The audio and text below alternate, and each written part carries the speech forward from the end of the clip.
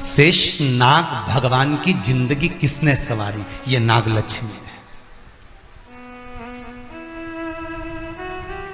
वासुकी नाग बड़े, शेषनाग छोटे, पर शेषनाग की जिंदगी अगर कोई संवारने वाली है तो ये नाग लक्ष्मी,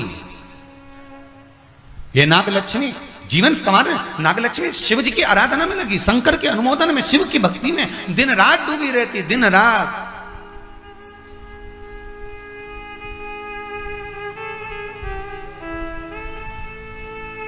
कितना सुंदर संवाद है। पान की बेल में, पान, पान जानते हो, तांबुल जो खाने वाला पान होता है, पान की बेल में चारों तरफ से बेल लगाकर नागलक्ष्मी उसमें बैठकर शिव की आराधना करती थी। इसलिए आज भी शास्त्र के हिसाब से देखा जाए तो सबसे ज्यादा सांप, सबसे ज्यादा सर्प, सबसे ज्यादा नाग नागिन, सबसे ज्यादा सर्प अगर कहीं रहते हैं तो जहां पान की खेती होती है, जहां पर तांबुल उत्पन्न होता है, जहां पान की बेल होती है, सबसे ज्यादा सांप वहीं पर पाए जाते हैं। सबसे ज्यादा सांप वहीं पाए जाते हैं। और जो पान उतारने वाले रहते हैं, पान तोड़ने वाले रहते हैं, पान बेचने वाले रहते हैं, जिनको हमारे यहां सहज भाषा में चौरसिया कहते हैं, इनका एक विधान रहता है कि सांप पान के उस बेल में चारों तरफ रमे रहते हैं। पान की बेल में सांप के बच्चे चारों तरफ भ्रमण करते रहते हैं। और चौरसिया पान उतारने वाला, बेल में से पान तोड़ने वाला, सांप के बच्चों को उठाकर, सांप को उठाकर उधर रख देता है और पत्ते तोड़ लेता है, पत्ते तोड़ लेता है। उसको सर्प नहीं डसते। क्यों? क्योंकि यहां पर वर है इन चौरसियाओं को। कई चौरसिया लोग सोचे होंगे कि हम नाग की पूजन करते हैं, हम सर्प की पूजन करते हैं, नाग पंचमी पे हम सर्प का स्मरण करते हैं, हमारे कुल देवता के रूप में हम सर्प पूजते हैं। पर कभी चौरसिया ने विचार करा कि आखिर तुम्हें कौन सा वर प्राप्त हुआ कि तुम्हें सर्प नहीं डसेगा? तुम्हें कौन सा वर प्राप्त हुआ कि सांप तुम्हें नहीं काटेगा? पान उतारते समय, पान तोड़ते समय, पान को ले जाते समय सर्प तुम्हें डस नहीं करेगा। क्योंकि जिस समय पर नाग लक्ष्मी भगवान शिव की आराधना करती है पान की बेल के पास में, उस समय पर एक सहज भाव में एक ग्रामीण, एक सहजता उस नागिन को आते हुए देखता था, नाग लक्ष्मी को आते हुए देखता था। जो नागिन कभी तो सुंदर स्त्री का रूप, लक्ष्मी जैसा रूप बना लेती है और कभी नाग का रूप बना लेती है। बड़ा विचित्र उसको लगता था। और वो एकांत में बैठता, इसने आकर देखा कि नाग लक्ष्मी सेवा में लीन रहती, किसी जीव को वहां आने नहीं देता। शास्त्र तो यहां तक कहता है कि जब नाग लक्ष्मी पूजन करती थी तो कहा, पूछा गया ये कोई जीव इसके पास में ना आए तो इसको बचाता था वो। एक दिन नाग लक्ष्मी जब बड़ी हो गई, देख लिया उसने इस ग्रामीण को, इस मानव को जब देखा जो चारों तरफ से किसी ना किसी रूप में नाग लक्ष्मी को रसला कर देता है, प्रदान करता रहता है, कुछ ना कुछ तत्व देता रहता है। कितना सुंदर संवाद है महाराज जी। नाग लक्ष्मी जब पूजन करने शंकर जी की बैठती थी तो ये जो हमारे हिंदू धर्म में एक ऐसा भाव कहते हैं, शंकर जी के अभिषेक में गन्ने का रस, अनार का रस, मौसम्बी का रस, ये जो अभिषेक कराते हैं ना ब्राह्मण जन, तो ये कहते हैं ये रस चढ़ाइए, इस रस से भगवान का अभिषेक करना है, गन्ने का रस से, इस रस से शिव का अभिषेक करना।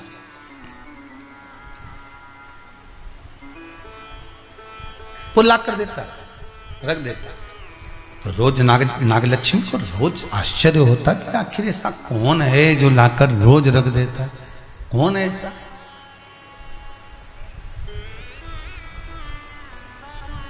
है कौन ऐसा? आज नागलक्ष्मी ने उस जीव को देख लिया, उस मनुष्य को देख लिया, तो चारों ओर से मेरी रक्षा करता, रस को लाकर शिव के लिए देता है। मैं तुझे वर देती हूं, तेरे वंश के अंदर कभी सर्प का डस नहीं होगा।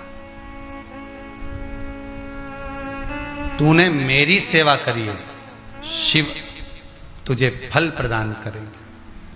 वो चारों ओर से रक्षा कर कर रस ला कर देता था, इसलिए उसका नाम का संबोधन में भी चौरसिया जोड़ा गया है। चौरसिया, चारों ओर से चौकसी कर कर जो रस ला कर प्रदान कर दे, उसके नाम में भी संबोधन है। जैसे कल कथा में कहा था, राजा अज के पुत्र दशरथ, तो दशरथ जी का नाम केवल ऐसे दशरथ नहीं पड़ गया, 9 रथ पहले निकल चुके थे उस खड्डे में से जिसमें एक आना पटका था, और फिर 10वें रथ में बालक रोता हुआ बाहर निकला था।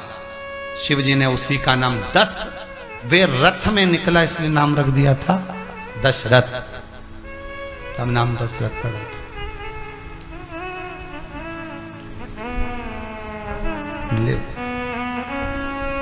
तुम्हें सर्प नहीं डसेगा। तो मैं कई बार पहले भी एक बार कथा में, अगर आपने कथा सुनी होगी चंडीगढ़ की, तो उसमें भी वर्णन करा था कि चौरसियाओं को, ये जितने भी इस भारत की भूमि के चौरसिया बंधु हैं, उनको साधुवाद कहता हूं, उनको धन्यवाद देता हूं कि आपके पूर्वजों ने, शायद किसी ने दर्शन करा कि नहीं करा, पर आपके पूर्वजों ने, आपके दादा परदादा जो पूर्वज रहे हैं, उन्होंने, दुनिया के लोगों ने शेषनाग का दर्शन करा है, पर आपके पूर्वजों ने तो नाग लक्ष्मी का दर्शन करा है, शेषनाग भगवान की धर्म पत्नी का। ये वो चौरसिया, कोई सहज नहीं है महाराज। मैं साधुवाद दूंगा इनको, बहुत बहुत साधुवाद।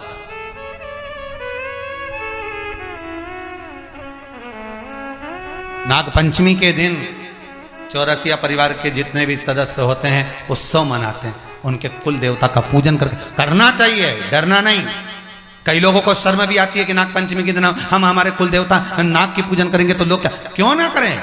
आपको तो गौरवान्वित महसूस होना चाहिए कि आपके पूर्वजों ने शेषनाग भगवान की धर्म पत्नी माता नाग लक्ष्मी का दर्शन किया है। नाग लक्ष्मी का वर प्रदान है तुमको। माता नाग लक्ष्मी ने जो वर दिया वो कोई सहज हो सकता है, साधारण हो सकता है? सुख देने वाला।